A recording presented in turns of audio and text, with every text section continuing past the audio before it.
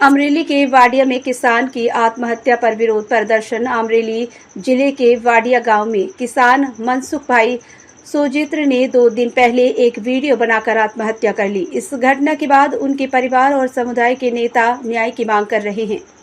आत्महत्या का कारण मृतक मनसुख भाई ने वीडियो में आरोप लगाया है कि वे कुछ बीजेपी नेताओं और परेशान किए जाने और गुंडागर्दी के कारण यह कदम उठा रहे हैं। पुलिस की भूमिका। जब परिवार और नेता एफआईआर कराने वाडिया पुलिस स्टेशन गए तो पुलिस ने अपराध में बीजेपी नेता का नाम दर्ज करने से साफ इनकार कर दिया। नया विवाद। मनसुख भाई के भाई जीवराज भाई ने भी जमीन और सड़क के मुद्दे पर गहरा दुख जताया है। उन्होंने यहां भी कहा कि वे भी ऐसी ही मुश्किलों का सामना कर रहे हैं कि उन्हें भी आत्महत्या करनी पड़ सकती है। आगे की कार्रवाई। इस मामले में मामलतदार, कलेक्टर और डीवाईएसपी के सामने अपनी बात रखी गई है। मांग की गई है कि सीनियर मामलतदार जमीन और सड़क से जुड़े इन मुद्दों को जल्द हल करें।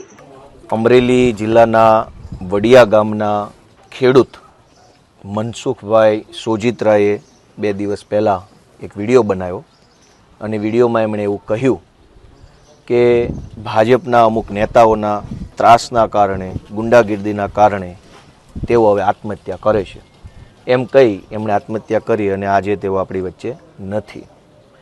ત્યારબાદ પરિવારજનો, મનસુખભાઈના પરિવારજનો, સમાજના આગેવાનો અને બધાએ એફઆઈઆર લખાવવા વડિયા પોલીસ સ્ટેશન ગયા। વડિયા પોલીસે પણ સ્પષ્ટ રીતે ના પાડી કે ભાજપના નેતાનું નામ એફઆઈઆરમાં નહીં લખીએ, કહેતા હોય તો કોઈ નાના મોટા આગેવાનોના નામ લખીએ, પણ જે આ આત્મહત્યા પાછળ જવાબદાર છે એમનું નામ નહીં લખીએ। આપણા અમરેલી જિલ્લાના વડિયામાં એક હિન્દુ ખેડૂત આત્મહત્યા કરે અને હિન્દુત્વના નામે ચાલતી આ આખી સરકાર જો કોઈ માણસને મરતા રોકી ન શકે તો એ બહુ દુઃખની બાબત છે। મૃતક મનસુખભાઈના કુટુંબી ભાઈ બીજા એમનું નામ શું હતું? જીવ એમણે પણ આ જમીનના રસ્તાના પ્રશ્ન બાબતે આજે હું જ્યારે અહીંયા આવ્યો તો બહુ દુઃખી સ્વરે એમણે મને કીધું કે મારે પણ રસ્તાનો પ્રશ્ન છે અને મારે પણ હવે આત્મહત્યા કરવી પડે એવો મારે અત્યારે મને લાગે છે।